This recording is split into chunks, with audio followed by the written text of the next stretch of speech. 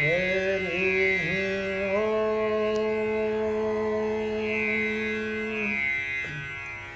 सहना भवतु सहनो भुनक्तु सह वीर्यं करवावहै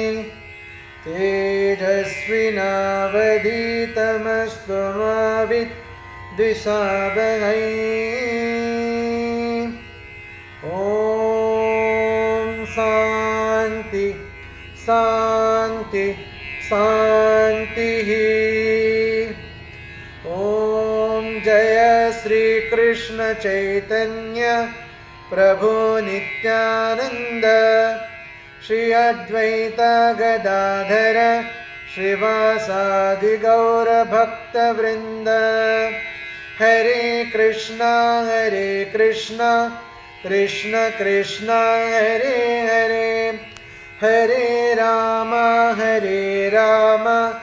राम राम हरे हरे। ॐ पुनन्तु देव जनाः पुनन्तु मनसा धियाः पुनन्तु विश्वाभूतानि जातवेदा पुनीमाम्। ॐ अस्य कर्मणः पुण्याहं भवन्तो भ्रुवन्तो ॐ पुण्याहं ॐ पुण्याहं ॐ पुण्याहं ॐ उद्गातैव सकुनेशामागायषि ब्रह्मपुत्रैव सवानेषु शंससि वृष्मेव वाजि शिशुमतिरपिज्ञा सर्वतो नः सकुने भद्रमावद विश्वतो नः शकुने पुण्यमावद। ॐ अस्य कर्मणः स्वस्ति भवन्तो भ्रुवन्तो आयुष्मते स्वस्ति ॐ स्वस्ति ॐ स्वस्ति ॐ स्वस्ति ॐ स्वस्ति नो इन्द्रो विद्रस्रवाः स्वस्ति न पूषा विश्ववेदाः स्वस्ति नस्तारक्षो अरिष्ठनेमिः स्वस्ति नो बृहस्पतिर्ददातु। ॐ अस्य कर्मणः रिद्धिं भवन्तो भ्रुवन्तो ॐ रिध्यताम् ॐ रिध्यताम् ॐ रिध्यताम् ॐ रिद्ध्यामस्तोमं सनियाम वाजमानमन्त्रं सरदेहोपायातं यशो न पक्वं मधुगो सुवन्तिरा भूतं सो अस्विना कामं मत्वरः। ॐ स्वस्ति नो गोविन्दः स्वस्ति नो अच्युतानन्तौ स्वस्ति नो वासुदेवो विष्णु ददातु स्वस्ति नो नारायणो नरो वै स्वस्ति नो पद्मनाभः पुरुषोत्तमो ददातु स्वस्ति नो विश्वक्सेनो विश्वेश्वरः स्वस्ति नो ऋषिकेशो हरिर्ददातु स्वस्ति नो वैनातेयो हरिः स्वस्ति नो अञ्जनासुतो हनुर्भागवतोर्ददातु स्वस्ति स्वस्ति सुमङ्गलैकेशो महान् श्रीकृष्ण सच्चिदानन्द घन सर्वेश्वरेश्वरोर्ददातु। ॐ शान्ति शान्ति शान्तिः। अतः पुरुषसूक्तः हरिः ॐ सहस्रशीर्षा पुरुषः सहस्राक्ष सहस्रपात् स्वभूमिं विश्वतो वृत्वा अत्यतिष्ठदशाङ्गुलाम् पुरुष एवेदगं सर्वं यद्भूतं यस्य भव्यम् उतामृतत्वशेषानः यदन्येनातिरोहति एतावानस्य महिमा अतो जायागं स पुरुषः पादोऽस्य विश्वभूतानि त्रिपादस्यामृतं दिवि त्रिपादोर्ध्ववृद्धै पुरुषः पादोऽशेषाभवत्पुनः ततो विश्वं व्यक्रामत शासनानसने अभि तस्माद् विराड जायत विराजो अधिपुरुषः स जातो अत्यरिक्षत पश्चात् भूमिमतो पुरः यत्पुरुषेण हविषा देवा यज्ञं मतन्वत सन्तो अस्याशीदाज्यं ग्रीष्म इदमासरध्वभिः सप्तास्या संपरिदयः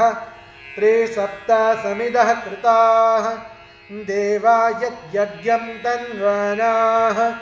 अबद्धन पुरुषं पशुं तं यज्ञं बर्हिषि प्रोक्षण्य पुरुषं जातमग्रतः तेन देवायजन्त स्वाद्यार्चयश्च ये तस्माद्यज्ञात् सर्वहुतः संवृतं वृषराज्यं पशूगं स्तागं चक्रे वायव्यान्ये आरण्याद्ग्राम्यश्च ये तस्माद्यज्ञात् सर्वहुतः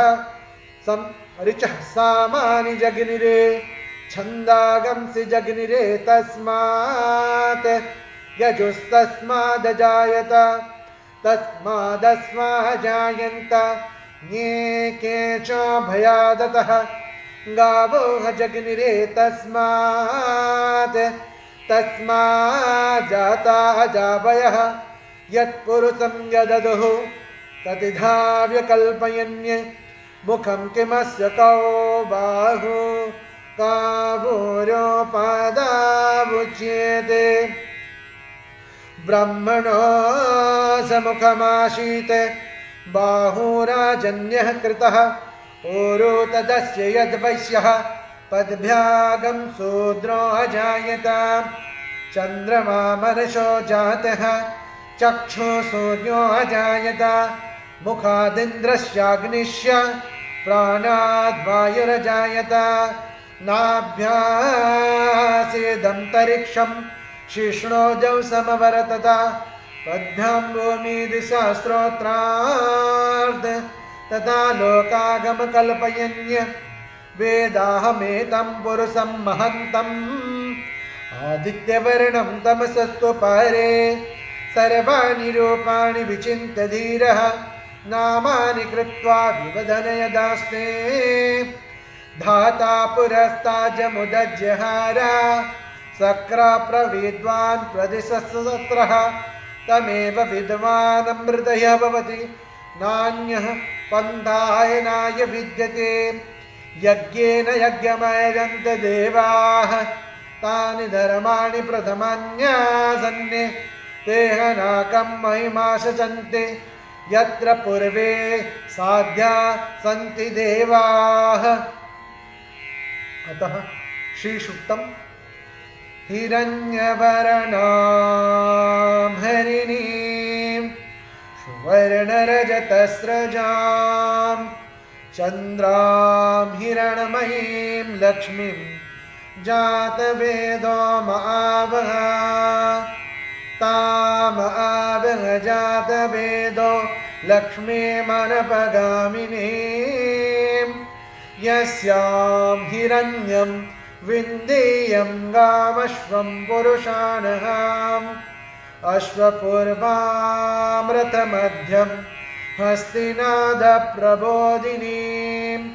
श्रियं देवीमुपव्रहे क्षेमा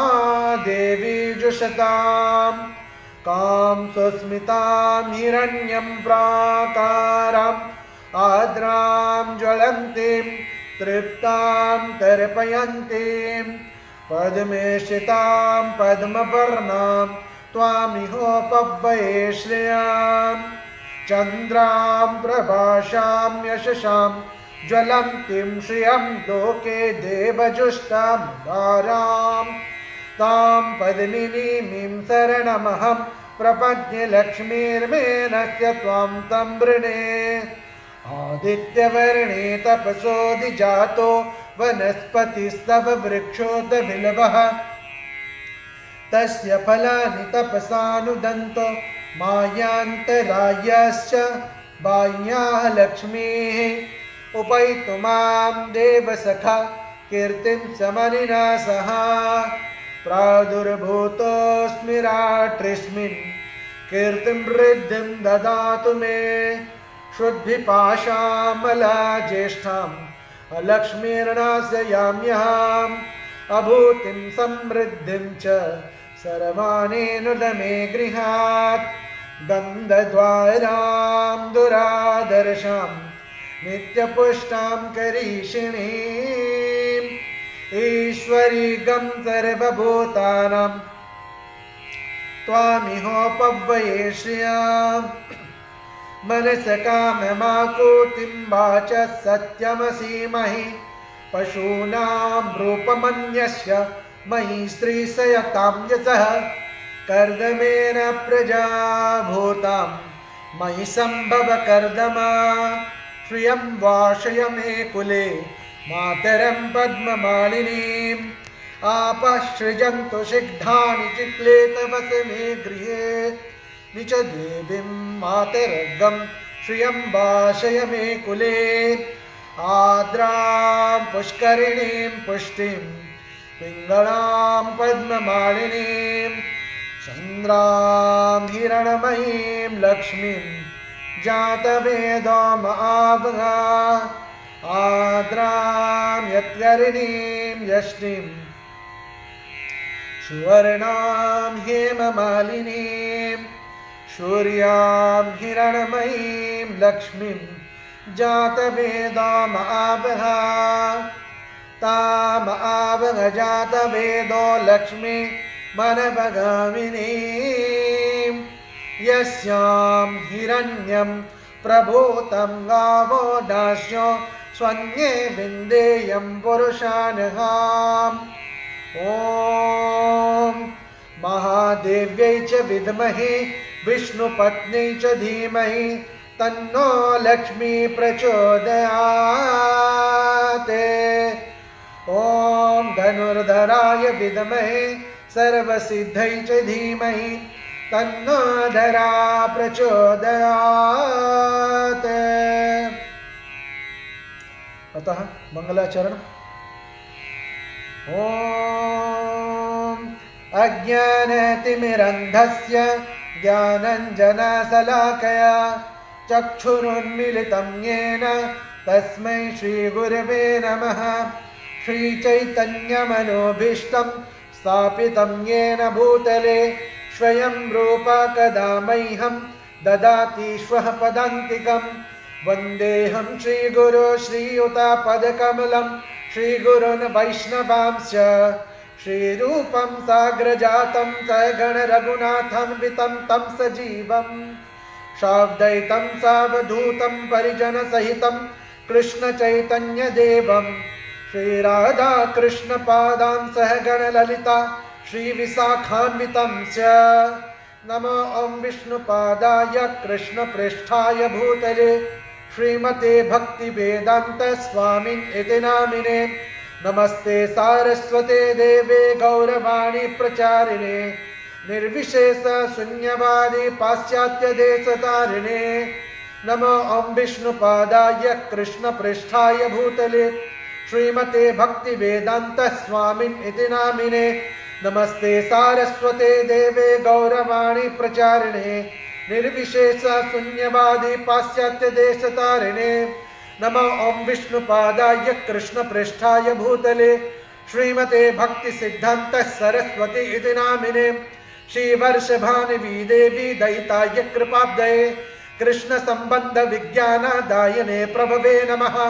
माधुर्योज्वल प्रेमाढ्य श्रीरूपानुग भक्तिदा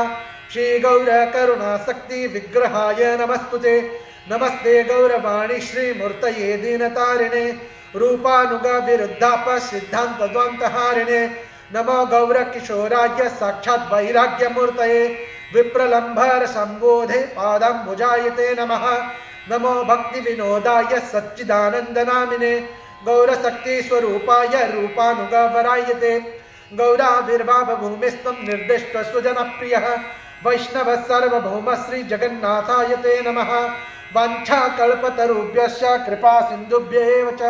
पतितानां पावनेभ्यो वैष्णवेभ्यो नमो नमः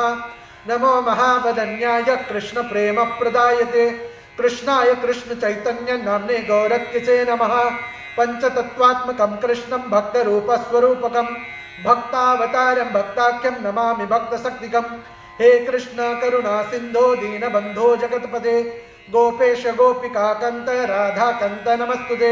जयतां सुरतो पंगो मम मंदमतिर्गति मत्सर्वस्वपदाम्बोजौ राधा मदन मोहनौ दिव्यद वृंदारण्यकल्पद्रुमादः श्रीमद्रत्नगार सिंहासनस्थौ श्रीमद् राधा श्रील गोविंद देवो पृष्ठालिभिः सेभ्यमानो स्मरामि श्रीमान् रासरसारम्भी वंशी वटः तटस्थितः कर्शन वेणुष निर्गोपी गोपीनाथ श्रियस्तुनः तप्त कांचन गौरांगी राधे वृंदावनेश्वरी वृषभानुसुते देवी प्रणमामि हरिप्रिये ओम जय श्री कृष्ण चैतन्य प्रभु नित्यानंद श्री अद्वैत गदाधर श्रीवासादि गौर भक्त वृंद हरे कृष्णा कृष्ण कृष्णा हरे हरे हरे राम राम राम हरे हरे हरे कृष्णा कृष्ण कृष्ण हरे हरे हरे राम राम राम हरे हरे हरे कृष्णा कृष्ण कृष्ण हरे हरे हरे राम राम राम हरे हरे हरे कृष्णा। इन मंत्रों को अगर आप सुनते हैं तो आप में पवित्रता बढ़ेगी और भगवान के प्रति आसक्ति बढ़ेगी। हरे कृष्णा। श्रील प्रभुपाद की जय।